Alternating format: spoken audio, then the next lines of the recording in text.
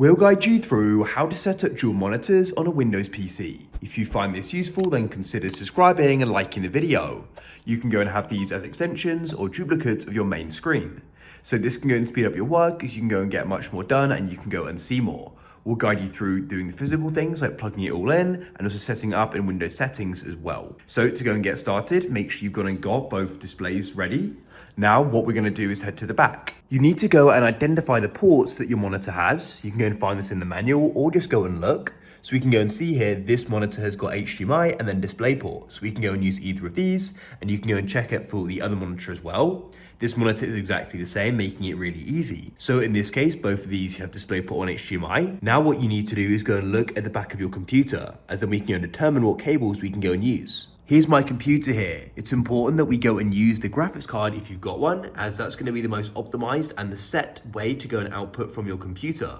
You are going to see we have got a motherboard here and that's actually got an HDMI. So in theory you can output from here, but that may be disabled and it won't go and work potentially. So you want to go and use a graphics card if you have one. If you don't, then of course use your motherboard output. Now what you want to do is go and see the cables or outputs that we have here. Just so you can go and see, I've gone and unplugged my DisplayPort cables, but you can go and see here I've got one HDMI and 3 DisplayPort.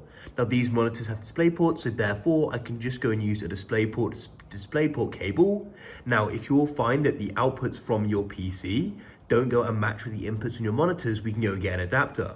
For example, if you've got HDMI monitors and only DisplayPorts on your computer, then you can go and get a DisplayPort to HDMI adapter. We'll go and link some different adapters down below you can go and get. Once you've figured out what cables you go and need, what we can do is go and plug them in. Make sure you go and plug them in the right way, as they can only go and be plugged in one way. And then we'll go and do that for the other one as well. Once you've plugged it in, we'll need to go and turn on the monitor. So you may go and find there's a button on the back to the side, or maybe just directly underneath it. You want to go and press it to turn it on. Now you'll need to go and make sure you go and choose the correct source potentially. So there's going to be other buttons on the back here. You can go and press to go and change the source. You can see this is detected DisplayPort. If I tap down to here, you can go and see I could switch between HDMI and DisplayPort. Repeat that for the other monitor, and then what you can do is go and right click somewhere on your desktop in some blank space. You need to go and find display settings like so, and you'll then go and see your displays here. So first of all, you want to go and you can press identify, and then you can go and see this is monitor 2 and this is 1. And what you can do is go and adjust these to the different heights, so you can go and have your cursor go across at the same height. When you make a change, make sure you go and press apply.